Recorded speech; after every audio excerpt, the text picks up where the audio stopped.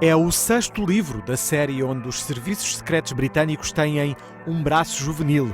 Crianças órfãs que são treinadas para serem agentes secretos. O disfarce é perfeito. Em Olho por Olho, há um grupo de extremistas que tem como alvo os laboratórios que fazem experiências com animais.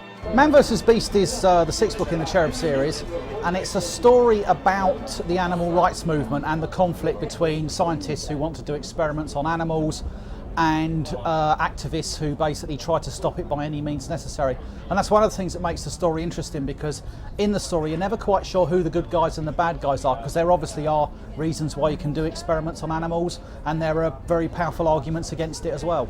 Robert Muchamore começou a escrever em 2004, justamente nesta série chamada CHERUB, um acrónimo cuja tradução pode ser querubim. Entretanto, há já mais 6 volumes e outra coleção chamada Henderson's Boys. O autor começou a escrever para resolver um problema. The first thing that set me off writing books for kids of this age group was my nephew Jared. He actually lives out in Australia, and he was about 12. This is going back to about 10 years ago now. And he was just moaning. He was a reader when he was younger, he was on his holidays and he was lying around the house, I've got nothing to do. And I just took him to a bookshop and I couldn't find anything that would really grab him, anything that really interested him. And I just thought, well, you know, maybe there's a gap in the market here, maybe I can have a go at writing the book that my moaning nephew is looking for. Antes de escrever, Muchamore era, pasme-se, detetive particular.